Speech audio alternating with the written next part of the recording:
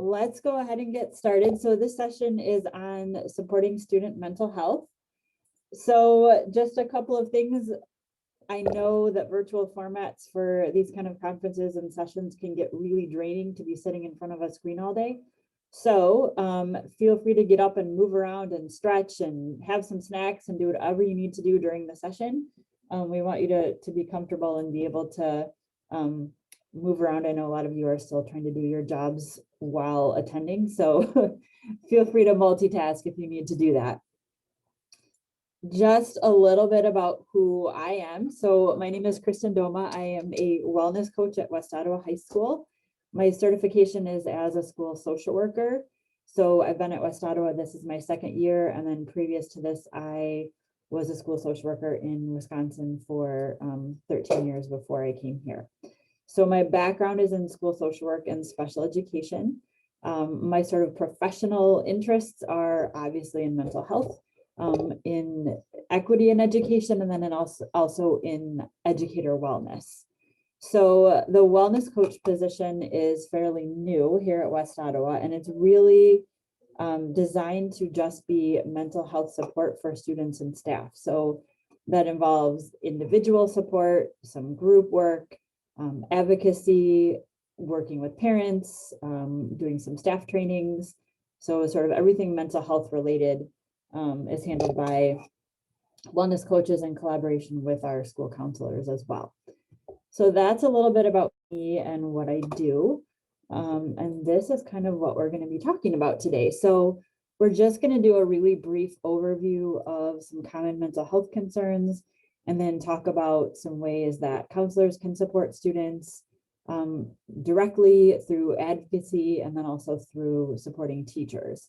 I really want to make sure to give you some time to kind of talk with each other and do some collaboration and resource sharing today.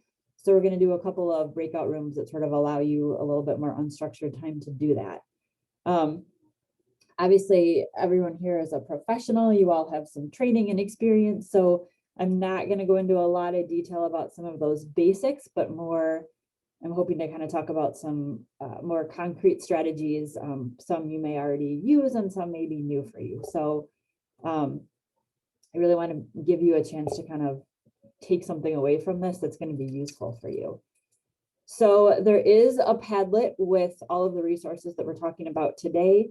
You can reach that either through the link here on the PowerPoint. There's also the QR code that you can use as well for that. So that is something that should be available to you even after the session, that you can kind of come back to as you need. Some of those resources are things that I created, and then some are taken from other sources. So when we talk about common student mental health concerns, I know that there is a wide range of mental health issues that are affecting students in schools. So I'm really going to kind of focus on the big ones. And I think it's important to note that when I talk about these, I'm using terms like anxiety and depression very broadly. So looking to sort of encompass more the symptoms that we see, not necessarily the diagnoses, but just more the really broad terms. So we obviously don't always know the underlying causes of these things. So again, we're making sure in the school setting, we're really looking at how do we accommodate and support the symptoms students are having versus treatment or diagnosis. So I think anxiety and depression seem to be the really big things that we're seeing in schools.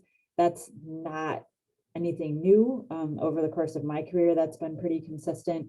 When we look at the data, we know from the Ottawa County Youth Assessment Survey, we know from larger, more nationwide surveys like the YRBS or the Dane County Youth Assessment, we know that we're seeing sort of consistency across the country in sort of the rates of these issues in schools.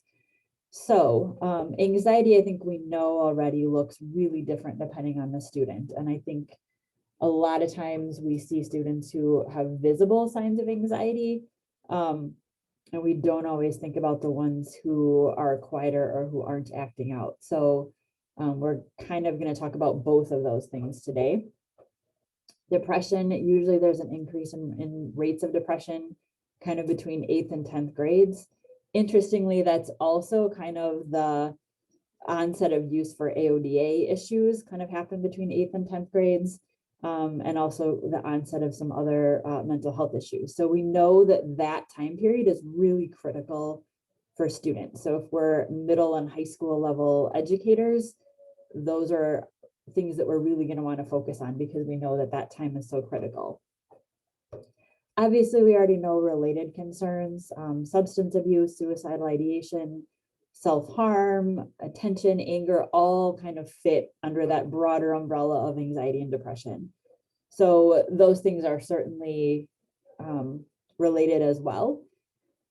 Our role at school, again, is really not diagnosis or treatment usually, but more addressing those symptoms through specific skill building. Sometimes that's as part of an IEP or 504. Sometimes that's supporting other staff members who are doing that skill building, and sometimes we're the ones providing that direct service. So facilitating those coping strategies, accommodating within the classroom, advocating on behalf of the students, and then referral to outside resources. So when we look at mental health in the classroom, this is kind of a really handy little chart that shows what that looks like in the classroom. And a lot of this is things that we all have that student where we're seeing a lot of behaviors, we're seeing a lot of skipping classes and truancy and withdrawal. And I think we all sort of have that initial, because these kids are not always the most pleasant kids to deal with, right? Sometimes they're really struggling, sometimes they're pretty adverse to getting support. And so I think sometimes we forget that a lot of this has to do with an underlying mental health condition that's showing up as some negative or kind of maladaptive behaviors.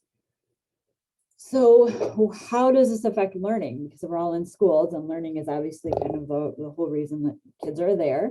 So it's really important to note that while this might look like deficits in academic skills or ability, a lot of times it's actually that the mental health issues have impaired the student's ability to demonstrate their skills.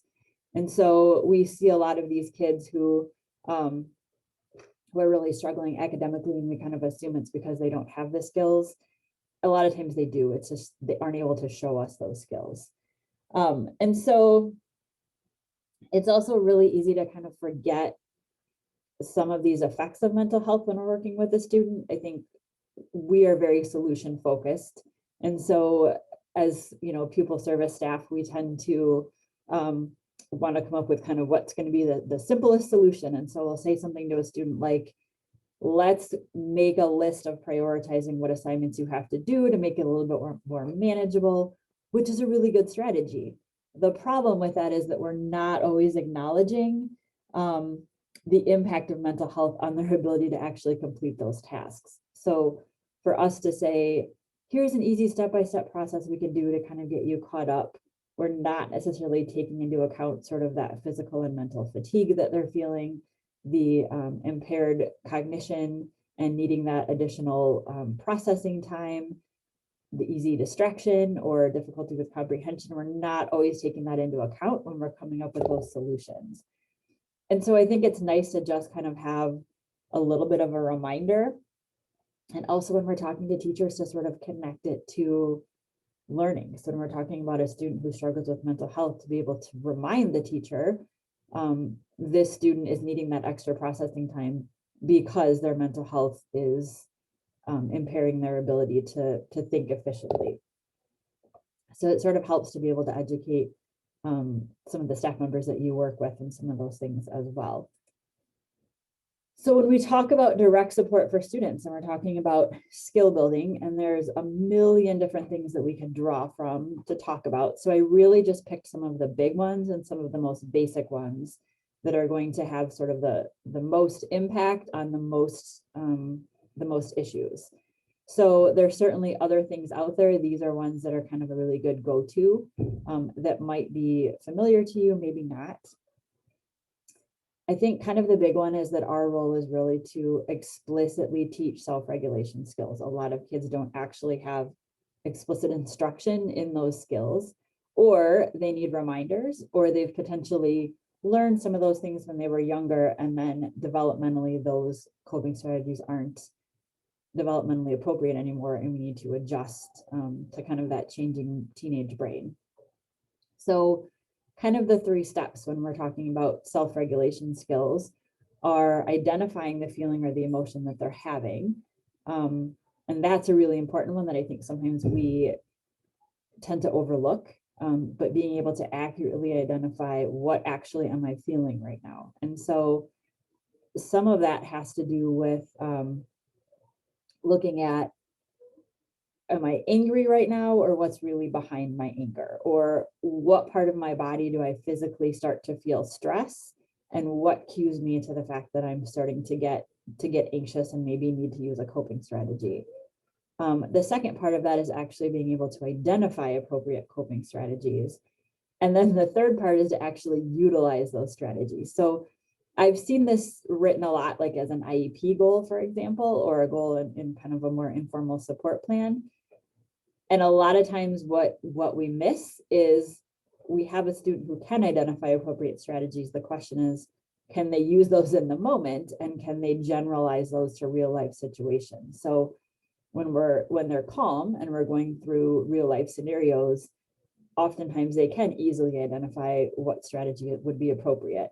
But when they're in the moment, they're not always able to actually access those strategies and use them. So that's kind of the important pieces, I think, to remember when we're teaching self-regulation skills. One way that I like to kind of do that is through this sort of feelings, thoughts, and actions triangle. And if you look in the Padlet, there is a handout or a worksheet that you can use to do this, but you really don't need like a fancy worksheet. I do this a lot just by writing it out on a piece of paper or on a whiteboard in my office, or verbally talking through scenarios with kids as they come in. So you can do this whatever way works best for you, but sometimes it just helps for kids to be able to visually draw it out and see, if I change one of the 3 things in this triangle, then it automatically changes the other 2. And this as professionals, this is really basic cognitive behavioral strategies, but I think it's one that it's basic because it works, and because it's sort of shown efficacy over the test of time. So one of the strategies that I use a lot with students, or that we kind of use here at West Ottawa, is using a student break pass. And there's a copy of this pass is in the Padlet as well. What it really is meant to be student self-directed. So this is with students who we've kind of already taught to identify those strategies and to use those strategies. So we're not necessarily going to be using this with every student, but we are going to be using it with students that we know are kind of able to do this independently, which is really kind of our goal. Is we want to teach them, especially at the middle and high school level, to start to do some of these things on their own. So really what this is a little laminated pass, and on one side is a list of strategies for the student to try in the classroom. So if they're starting to feel anxious, it's a nice little reminder to get up and walk over to the garbage can to throw something away, is just as a way to get up and move, or to do some breathing or some drawing in the corner of their notebook or something at their desk, to do some progressive muscle relaxation, whatever kind of works for them. If that's not working, and then the student really isn't able to remain in the classroom, the other side of the pass gives them 3 options. And one of those is to just take a brief break outside the classroom where they're still in view of the teacher, for like 5 minutes, just to kind of step outside into the hallway and take a breather. The second option would be to take a short walk in the hallway. And so sometimes that's just a walk to the restroom to splash some cold water on their face. Sometimes it's just a lap around the hallway and then back. And then the third option is, if they really are not able to regulate, to be able to come to the office. And so what they can do is just, usually I do it on kind of a brightly colored piece of paper so the teacher recognizes what it is. And the student can just sort of show that to the teacher as they're exiting the classroom, and the teacher knows that they are needing to take a break. And so we keep a list of students who have this pass, so that because kids are crafty and we don't want them to be counterfeiting passes to go running freely throughout the school. So we do have a master list of which kids have passes and who issued that pass, so that we can just kind of check those. We have not had any issues with kids abusing those. And the interesting thing about break passes is that most kids don't actually use them. The kids that we give them to use them very rarely or not at all. And I think some of that is just that placebo effect of just having it can be really just comforting to know that it's an option. And other times it's kind of where they don't use it when they need to. And so that's where we kind of coach the teachers to cue them a little bit to use the pass if they start to notice that they're starting to get anxious or agitated, to just quietly remind them that they have a pass they can use if they need it. We have not had any issues with students overusing them. Again, it's more that they're underusing them. That's also because we're really conscious of which students that's an appropriate strategy for. So for students who tend to wander and get lost and not go where they're supposed to, this is probably not a good option for them. But the kids that we do use it for have been pretty respectful and responsible with those.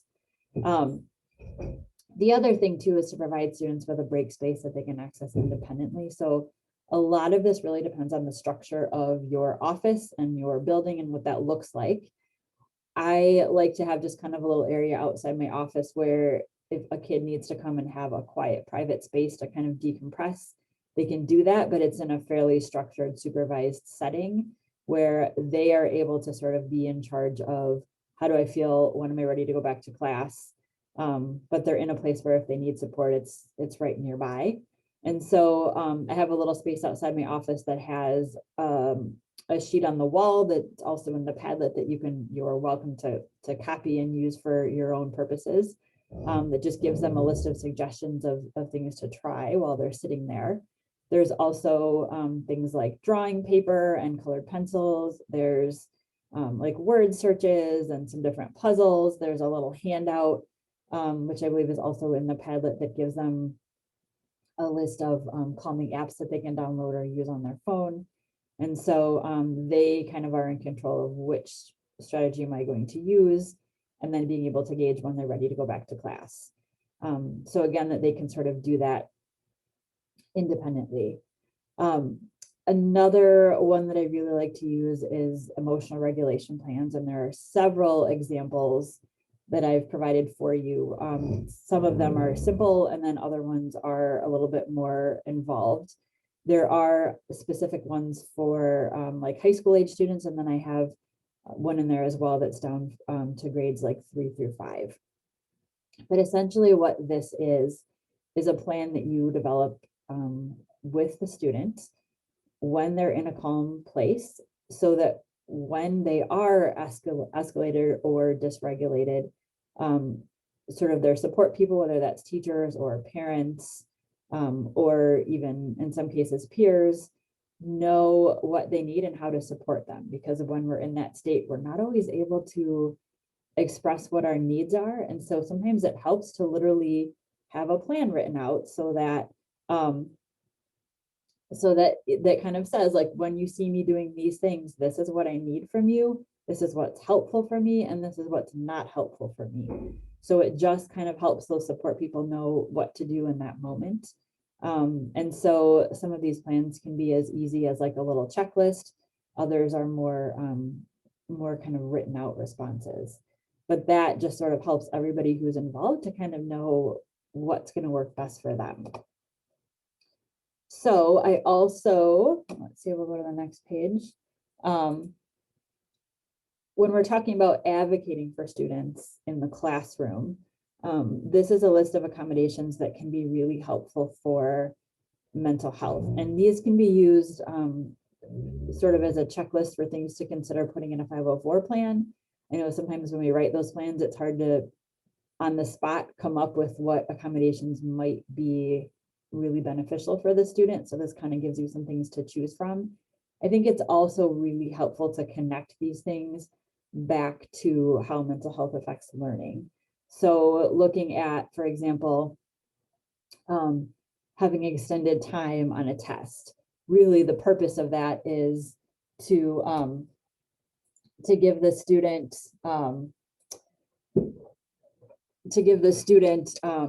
extra processing time, because we're thinking slower when we're struggling with mental health. That also goes along with things like scaffolded notes, or allowing the student to record lectures, providing sentence starters, and reducing rote memorization, because all of those things are really not conducive to learning when we're talking about mental health issues. The last one that I have on there is sort of visual cues for on-task behavior.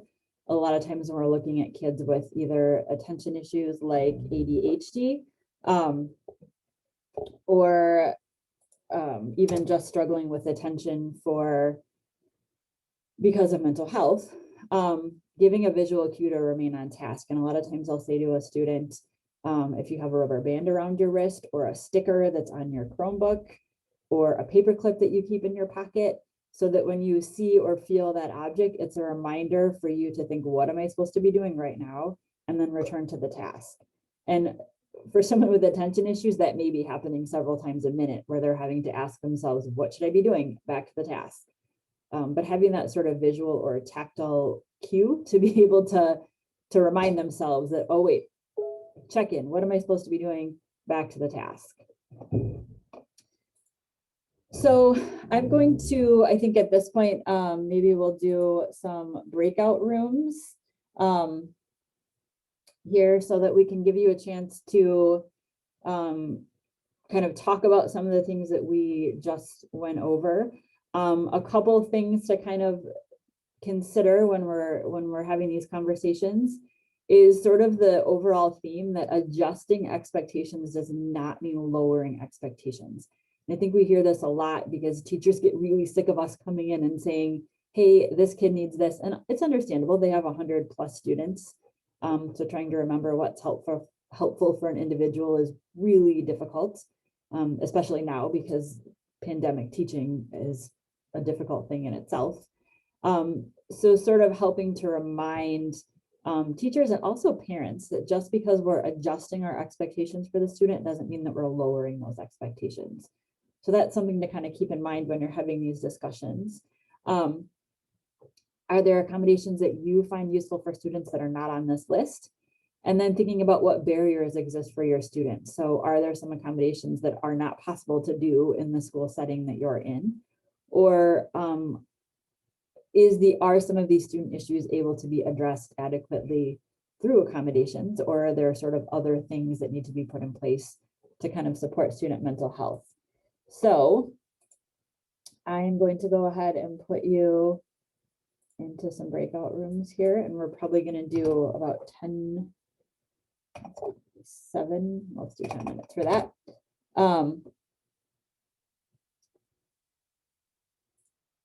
Okay.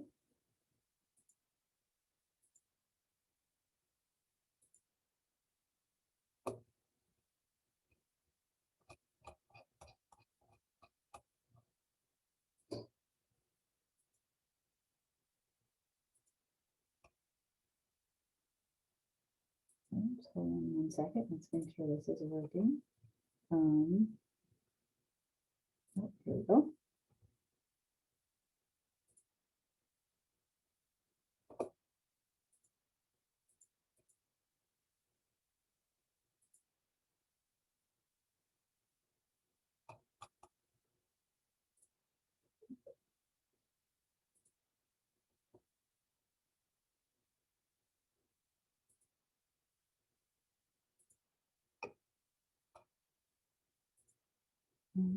Just 1 second. Sorry, guys, technical difficulties.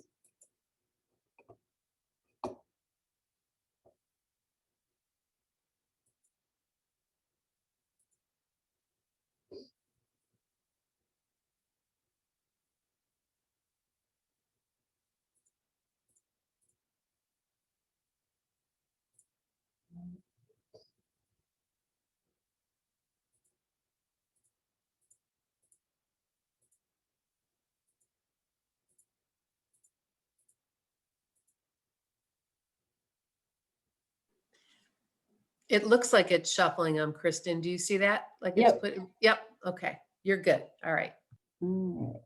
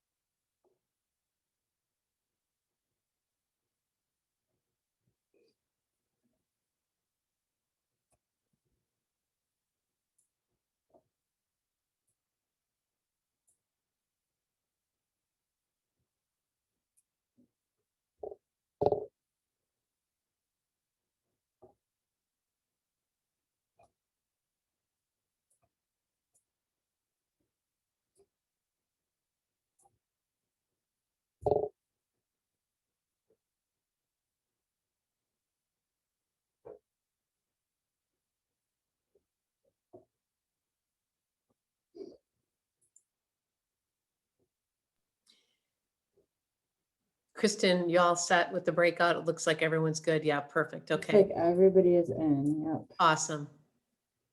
Look at you, you Zoom expert, you. I know, right?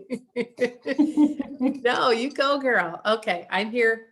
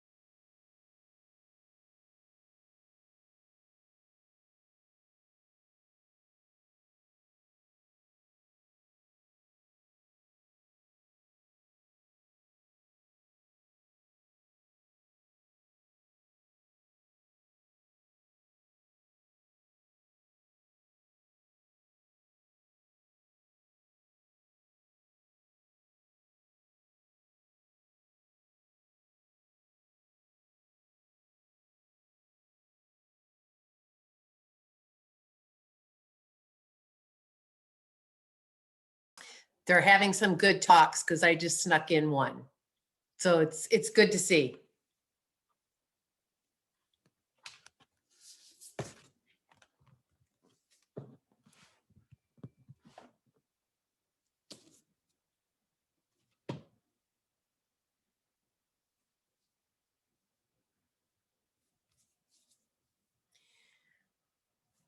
I think some of them wanted to keep talking. Well, good.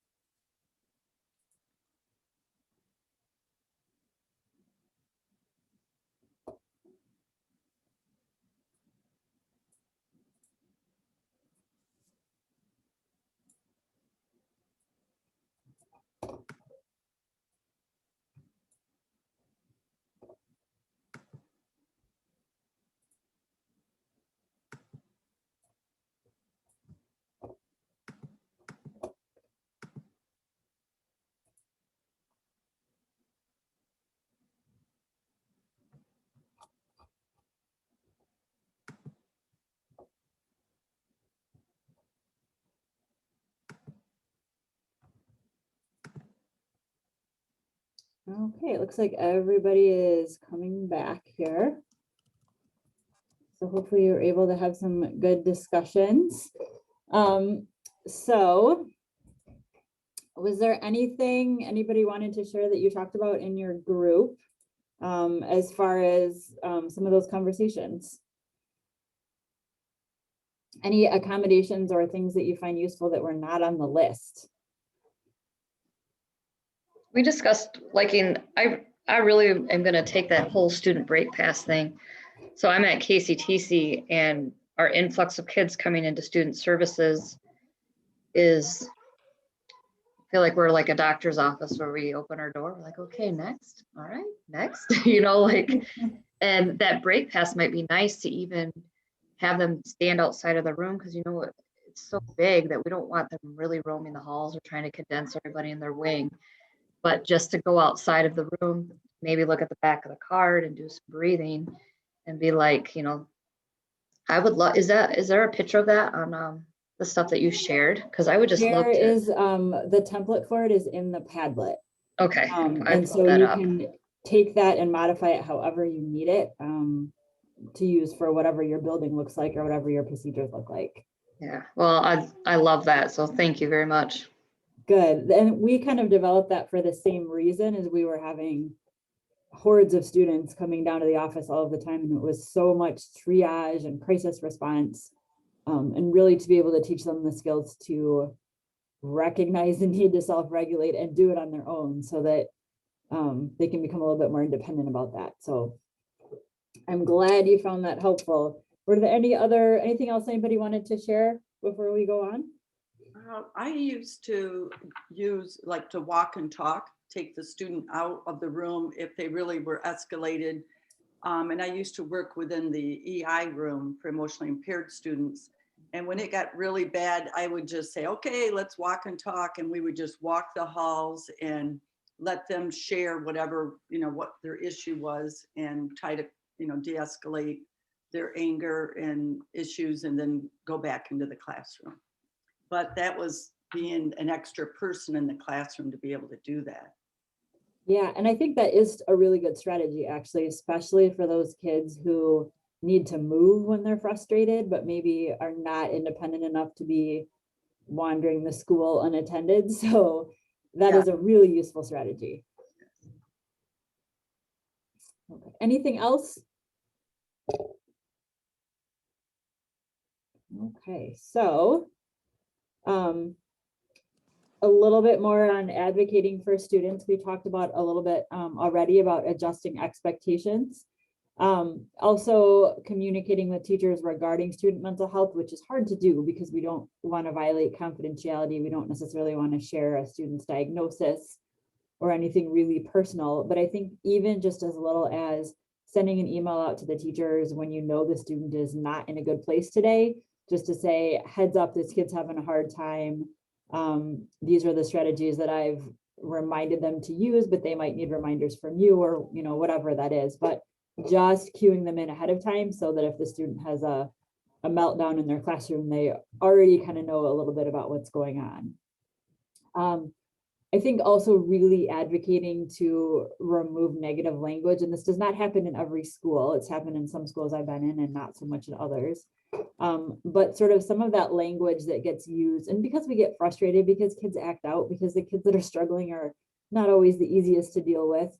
And so sometimes that language that we use with the word lazy or the word refusal, and try to kind of replace those with thinking about really very simply, what is the function of that behavior and what's really going on. And I've seen in some cases, I saw this a little bit in my previous district, where teachers would replace the word lazy with learned helplessness.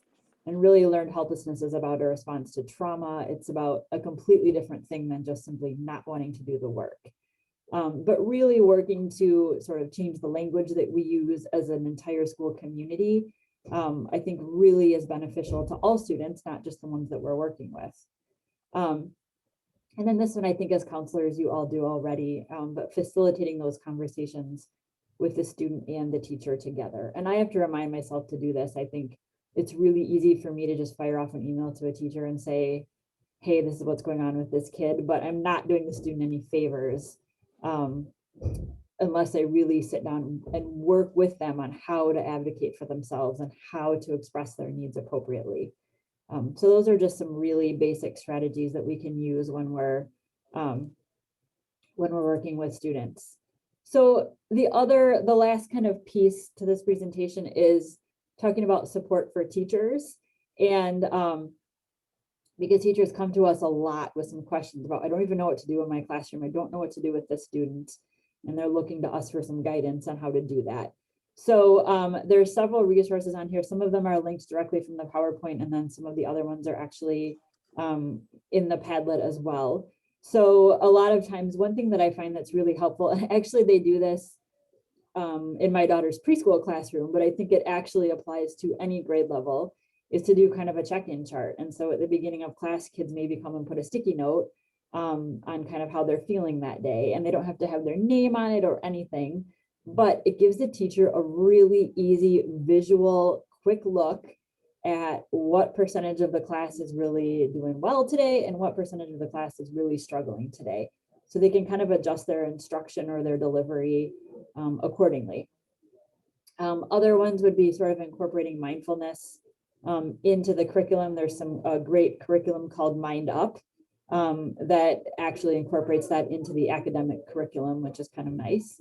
And starting off each class period with kind of a guided breathing activity, even if it's just like a 5-minute kind of thing. I know at West Ottawa, we've gone to a block schedule this year, so our class periods are 2 hours long. Sometimes it's nice to have one of those breathing activities in the middle of class to give everyone, including the teacher, a little bit of a break.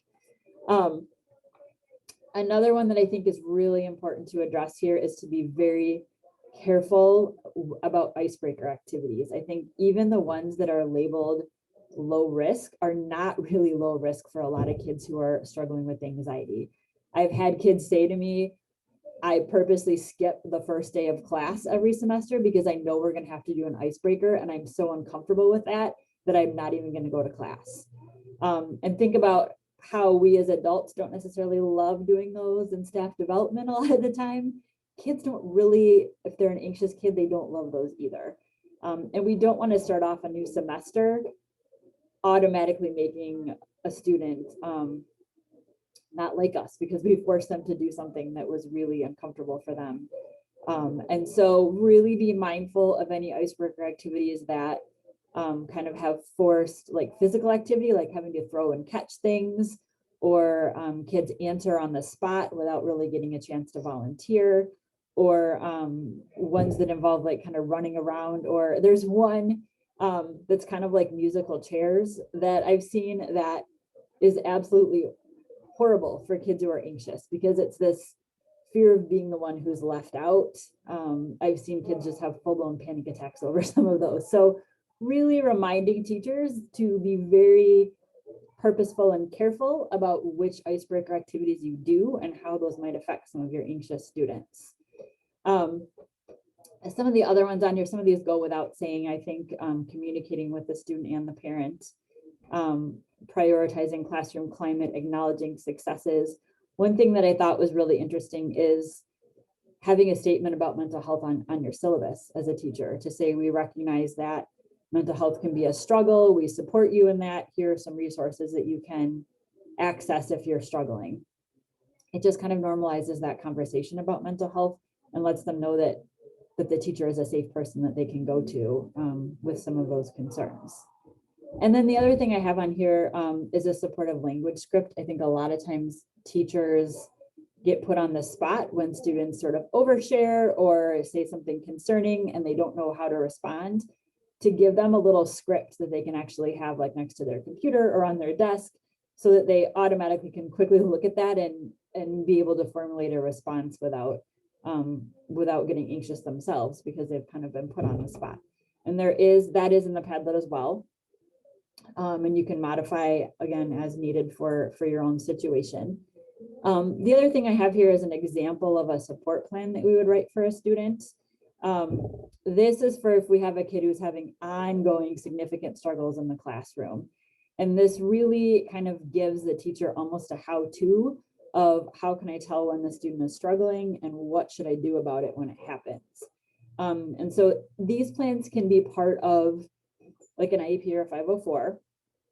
They also can be a standalone. The only thing I would say is that if we're getting to the point where we need a plan like this for a student, we should probably also be considering a 504 at that point. But it can be used kind of standalone without that as well. But it really just gives a sort of like, what do we see from the student physically? What responses can you provide in that moment to the student, including some scripted responses or cueing them to use certain strategies. And then there's some things at the end kind of about what the student expectations are in those situations as well. But that just kind of gives the teacher a little bit of some guidance on how to support. And these are the students who are in the office frequently, the students that are oversharing very traumatic things, the students who are having frequent somatic complaints. That's the kind of student we would use this for. And this is just one example. I think there are lots of them out there that are very, very similar. And so at this point, we're kind of in the last 9 minutes here. So I want to give you some time to kind of look at resources that are in the Padlet and then be able to ask questions if you have them. And so what I can do maybe instead of putting you in breakout rooms is just give you a chance to look at those and to ask questions about that. Or if there are resources that you are looking for that you don't see on there, certainly ask about that, and we can probably as a group come up with some things as well. So let's just take a few minutes maybe to look through that. If anyone needs the link for that, again, I can share that. Just a second here. And WMCA will be sharing everyone's links from the breakouts that you've all attended today. So you will have those in an email. Excellent. Yeah, and this is something I add to fairly regularly too. So you can certainly always come back to it to see if there's new things that have been added to it. You can provide some feedback if you have things you would like to see on there. I can add that as well. So that's something that you can use for, kind of a long time after we're done here. So go ahead and take a look at that. If there are things on there that you have questions about, feel free to ask. Otherwise, at this point, I'm going to open it up to any other questions that you might have just in general about some of the things we've talked about today.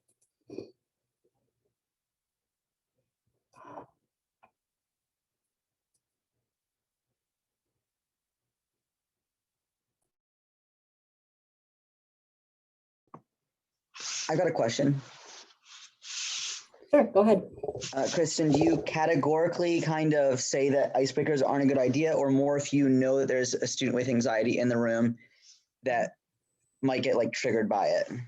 I think you have to know your group. So I think if you already know your class well and you know who your students are and sort of what their situation is, I think you could certainly do icebreakers. It's something I would be very careful with if it's like the first day of school and you don't really know your students. There are also some that I think are pretty low risk. There's one I like to do where we just ask kind of silly questions and then have kids move to one side of the room or the other, depending on their answer to the question. And they're usually like really silly questions like, you know, I prefer pie or ice cream, or, and then they just kind of move to the sides of the room, and then kids who choose to sort of share why they chose that side of the room can do that. But if you have a kid who's really anxious and kind of wanting to like hide in the back, they can do that easily without feeling like they're put on the spot. So you definitely can do icebreakers. I think it's just really important to know your audience and to be really careful. The ones that kids really seem to struggle with are when they're having to perform some kind of physical activity or get put on the spot. So anything with like throwing or catching or having to come up with answers quickly, those are the ones where I see kids kind of tend to panic the most. That makes sense. Thank you.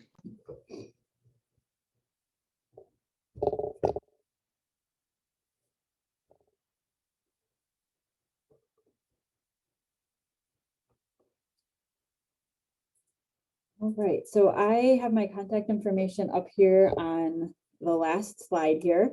So if you have further questions or you're looking for other resources, you are welcome to email me. My Twitter is on there as well, although I don't actually tweet very much. So, but usually when I do, it's educational type articles or resources. So that might be something to check out as well.